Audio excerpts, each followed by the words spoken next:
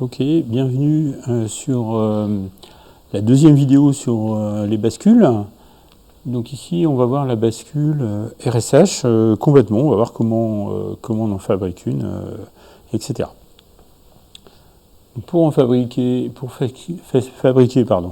une bascule RS, on commence sans l'horloge, juste ici une bascule asynchrone qui va savoir faire un reset ou un set, donc une mise à 0 ou une mise à 1 de sa sortie. Donc on peut faire la table de vérité. Et on a les deux entrées R et S et la sortie Q. Alors, la sortie Q, vous voyez ici dans la table de vérité, elle est notée de deux façons. QT plus delta T ou QT. Alors en fait, ça indique la valeur de la sortie Q avant l'ordre qui est donné à la bascule ou après l'ordre qui est donné. Donc QT indique la valeur de la sortie Q avant que la bascule exécute l'action qui lui est demandée, reset ou set. Et QT plus delta T indique la valeur de la sortie après l'exécution de l'ordre par la bascule. Ok, donc essayons de lire cette table de vérité. Lorsqu'on met R et S à 0, en fait, on donne comme ordre à la bascule de mémoriser. Donc, qu'est-ce que vaut la sortie Q après l'action? Eh bien, la même chose qu'avant. En fait, elle ne change pas. Si Q était à 0, ça va rester à 0. Si Q était à 1, elle va rester à 1. Lorsque l'on met 0 et 1 sur les deux entrées RS, en fait, ça veut dire qu'on active ici le set, et donc on demande une mise à 1 à la bascule RS. La mise à... Du coup, que va faire la sortie Q après l'exécution de l'ordre par la bascule? Eh bien, elle va passer à 1, quelle que soit la valeur qu'elle valait avant. Lorsqu'on met 1, 0 sur les entrées, on demande, en fait, on active le reset, donc on demande à la bascule de faire une mise à 0, et donc la sortie sera à 0 après l'exécution de l'ordre par la bascule, quelle que soit la valeur qu'elle avait avant. Alors, lorsqu'on met 1 et 1 tous les deux en même temps sur les entrées, c'est problématique parce qu'on demande à la bascule de faire un reset et un set en même temps. Donc là, il faut choisir, il y a 4 cas possibles, alors, je ne vais pas tous les détailler ici, je vais juste dire que là, nous, tout à l'heure, pour fabriquer notre bascule RS, on choisira de mettre un 0 sur la sortie. On aurait pu choisir autre chose, ça ne changera pas beaucoup le résultat final, on verra ça tout à l'heure. Ok, donc cette table de vérité, ici, elle m'embête parce que je peux pas trop faire, il y a le QT ici qui m'embête et qui m'empêche de faire le tableau de Carnot pour trouver les équations de ma bascule. Du coup, je vais refaire la même table de vérité en la développant. Ici, alors pourquoi je dis que c'est la même développée? Parce que ici, j'ai mes deux entrées RS avec les valeurs 0, 0, 0, 1, 1, 0 et 1, 1. Donc on retrouve les ordres de tout à l'heure. Mémorisation, mise à 1, mise à 0, ou ici le cas particulier. Et pour chacun de ces cas, avant que la bascule exécute l'ordre, la sortie Q pouvait être à 0 ou à 1, à 0 ou à 1, à 0 ou à 1. Et ici, je retrouve ici la valeur de la sortie Q après l'action réalisée par la bascule. Alors vérifions si c'est bon. Dans les deux premiers cas, on demande de mémoriser. Donc si Q était à 0, il sera toujours à 0. Et s'il était à 1 avant, il sera à 1 après. Une mise à 1, donc on voit que la sortie sera à 1 forcément après, qu'avant elle ait été à 0 ou qu'elle ait été à 1. La mise à 0, donc ici la sortie sera forcément à 0 après. quelle que soit la valeur avant, 0 ou 1.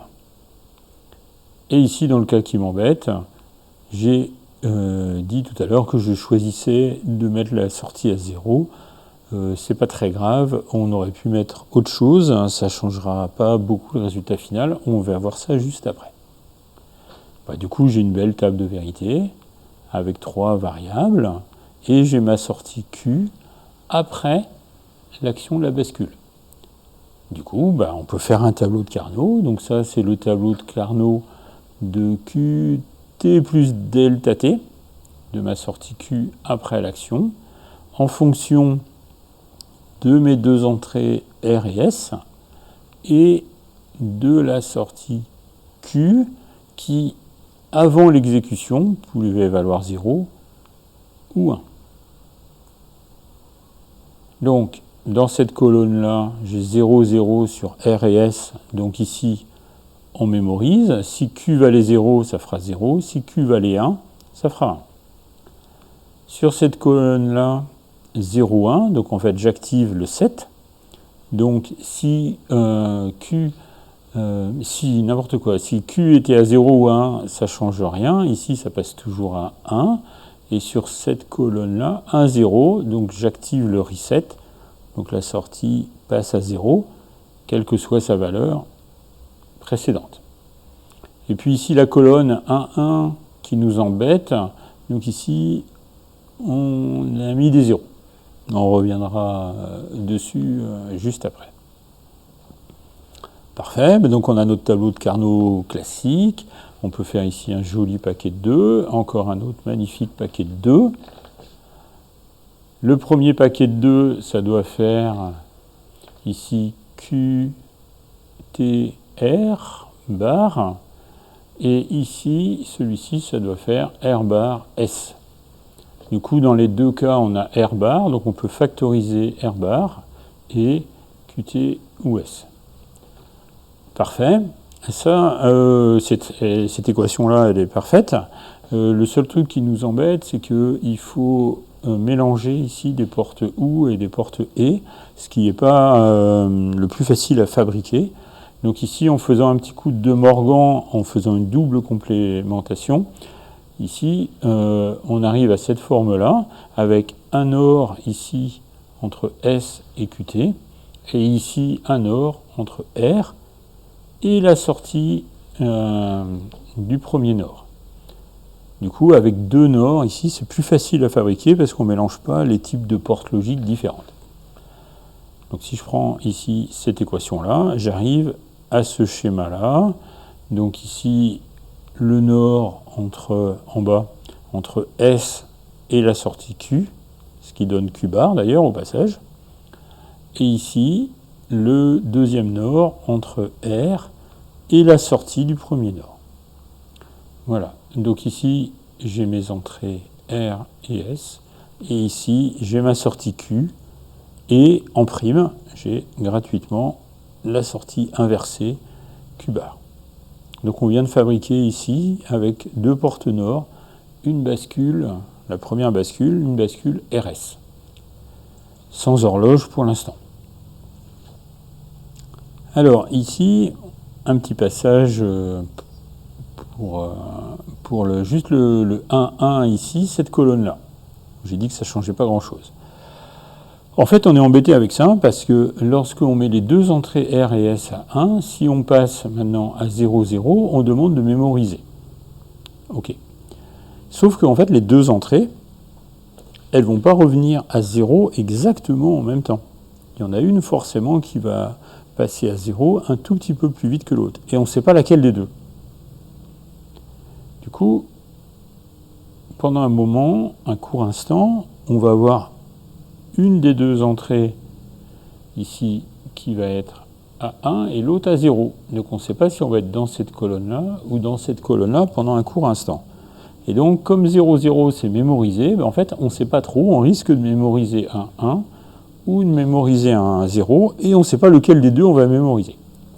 Du coup c'est évidemment très très très inconfortable et donc simplement pour ne pas s'embêter avec ça, on s'interdit de mettre les entrées R et S à 1 sur, ici, une bascule RS. Voilà, donc c'est pas très grave, il faut simplement, on n'utilise pas cette combinaison des entrées, ce qui paraît aussi, dit autrement, pas forcément complètement idiot, de dire je ne demande pas à ma bascule de faire un reset et un set en même temps. Alors ma bascule ici, RS, elle n'avait pas d'horloge, donc il faut lui rajouter une horloge. Alors allons-y. Ici on reconnaît le montage de la diapo précédente, donc on a une horloge, une bascule RS, ici, avec le R qui était là et le S qui était là. Et simplement, on a ajouté deux portes E entre la nouvelle entrée R, la nouvelle entrée S, et ici, notre troisième entrée, H. Alors, comment ça fonctionne ? Est-ce que ça fonctionne comme une bascule RS ? Bien, quand H est à 0, le 0 c'est l'élément absorbant du E, du coup les deux sorties E ici sont à 0. Du coup on a un 0 là, un 0 ici, comme ça c'est la bascule RS qu'on avait juste avant. On a un 0 là, un 0 ici, et du coup qu'est-ce qu'elle fait ? Elle mémorise.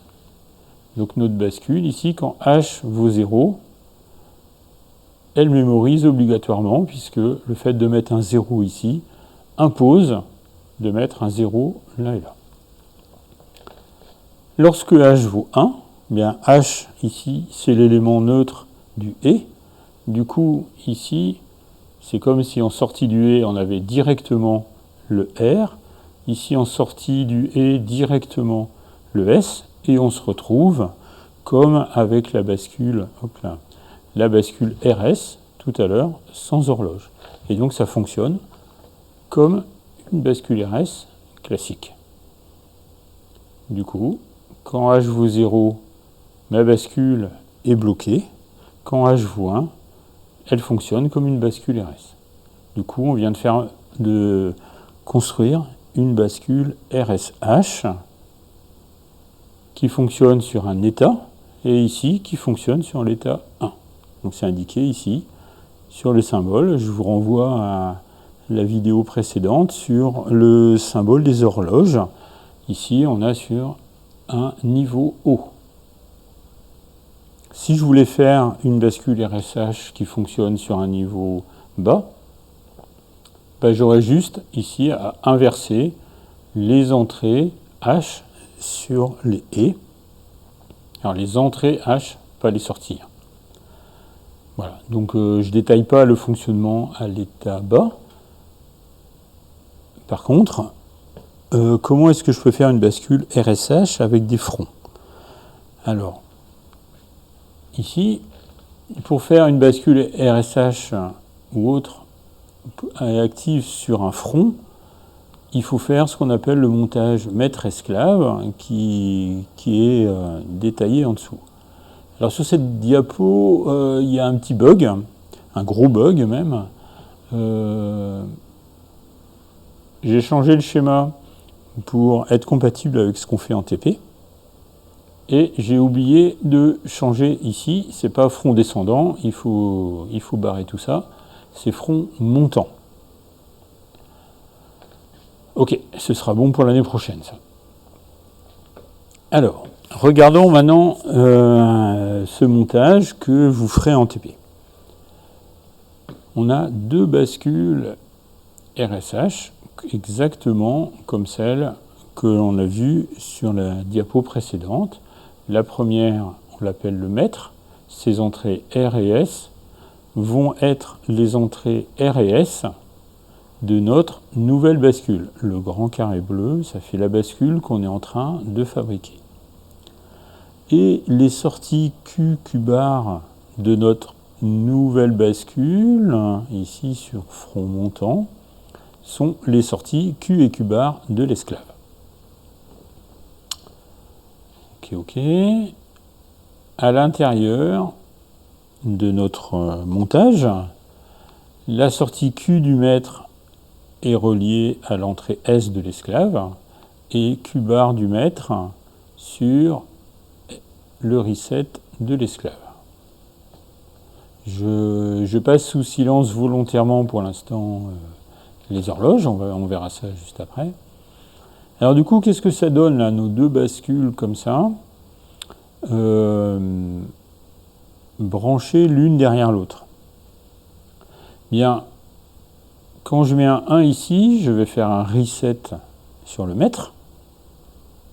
Du coup, un reset sur le mètre, ça veut dire que Q passe à 0 et donc Q bar à 1. Du coup, sur l'esclave, je vais avoir le 1 du Q bar ici, le 0 du Q ici. Donc ça fait 1, 0, donc encore un reset. Et donc la sortie Q ici va passer à 0. Donc reset là, et bien reset sur l'esclave. Si je fais un 7 sur le mètre, la sortie Q va passer à 1, et donc Q bar à 0. Donc je vais avoir 0, 1 ici. Donc là encore, un 7 sur l'esclave, et la sortie Q du montage va passer à 1. Donc dit autrement, si je fais un reset sur le mètre, ça fera un reset sur l'esclave. Si je fais un 7 sur le mètre, ça fera un 7 sur l'esclave. Et donc l'esclave fait la même chose que le mètre, en suivant les sorties du mètre. Ok, donc dit comme ça paraît un peu de peu d'intérêt. Sauf qu'évidemment, il y a l'horloge. Il y a l'horloge. Donc ici, j'ai repris les mêmes bascules que celles qu'on a en TP, donc qui fonctionnent sur un état bas. Donc lorsque H vaut 1, le mètre et l'esclave ici sont chacune bloquées si leur entrée H vaut 1, et lorsqu'elle est à 0, les bascules fonctionnent.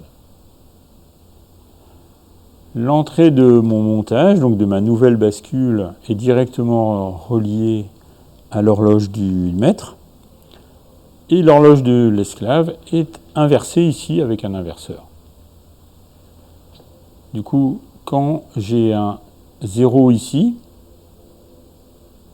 le maître obéit aux ordres, mais le 0 inversé me donne un 1 sur l'esclave qui lui est bloqué. Et donc, comme l'esclave est bloqué, il mémorise et n'obéit pas aux ordres et ne suit pas les ordres du maître. C'est pas bien. Au moment où ici l'horloge passe à 1, le maître se retrouve bloqué avec ses sorties Q et Q bar dans l'état qui a été donné, déterminé par les entrées. En revanche, ici, ça passe à 0 pour l'esclave. Et donc l'esclave se met à obéir avec un temps de retard et exécute l'ordre qui est donné sur ses entrées R et S. Donc en fait, recopie ce qui a été dit et fait par le maître. Avec un temps de retard. Et donc les sorties Q et Q bar ici du système sont mises à jour au moment où son horloge à lui passe à 0. Et donc, au moment où l'horloge H du système passe à 1. Du coup, à quel moment ce système-là fonctionne, ou à quel moment plutôt les sorties sont mises à jour? Eh bien, au moment où on débloque l'esclave, et donc au moment où l'horloge passe de 0 à 1. C'est-à-dire, c'est la définition du front montant et pas descendant. Voilà. Bon, je ne sais pas si c'est super clair, sûrement pas. C'est pas très très grave puisque en fait dans le premier TP sur la partie séquentielle, le TP5, vous ferez ce montage-là et ça vous aidera à comprendre tout ça. Donc pour terminer sur la bascule RSH, voilà la table de vérité en fait qu'on va utiliser après quand on va faire des montages avec des bascules RSH. C'est la table de vérité simplifiée parce qu'il n'y a que la partie synchrone. Je n'ai pas mis les entrées clear et preset. Alors lisons cette table tranquillement. L'entrée H les entrées R et S et la sortie Q après l'ordre, après que l'ordre ait été exécuté. Si l'horloge reste à 0, donc elle est inactive, quelle que soit la valeur qu'on met sur R et S, peu importe, l'horloge bloque en fait la bascule, et donc la sortie ne change pas, et donc elle reste à la valeur QT, et donc la bascule mémorise. Lorsque, ici, il y a une activation sur l'horloge, donc là, souvenez-vous, dans la vidéo précédente, c'est le pi là qui indique soit l'état bas, soit l'état haut, soit le front montant, soit le front descendant, dit autrement un cycle complet sur l'horloge, et donc obligatoirement une activation de l'horloge. Si les entrées R et S sont toutes les deux à 0, l'ordre qui est donné à la bascule, c'est de mémoriser, et donc la sortie va rester à la valeur précédente. Si les entrées R et S sont à 0 et 1 lorsque l'horloge est activée, l'ordre qui est donné à la bascule, c'est de faire un set, donc une mise à 1, et la sortie QT va passer à 1. Si on a 1, 0, l'ordre qui est donné, c'est de faire un reset, et donc lorsqu'on va activer l'horloge, il y aura une mise à 0, et la sortie va passer à 0. Et s'il y a 1, 1, eh bien c'est mal, on évite de faire ça. Parce qu'on a vu, le problème n'est pas tant le 1-1 qu'un éventuel retour sauvage et direct au 0-0 dans lequel on ne sait plus ce qui va se passer. Donc ça, c'est mal. Ok, merci pour cette vidéo. Donc c'est la première bascule qu'on a fabriquée entièrement. Pour les autres bascules, donc D, T et JK, on va aller plus vite, on ne refera pas la synthèse complète. On va simplement réutiliser la bascule RS pour fabriquer une bascule D, et donc ça ira plus vite, même si évidemment on peut le faire de la même façon. Merci.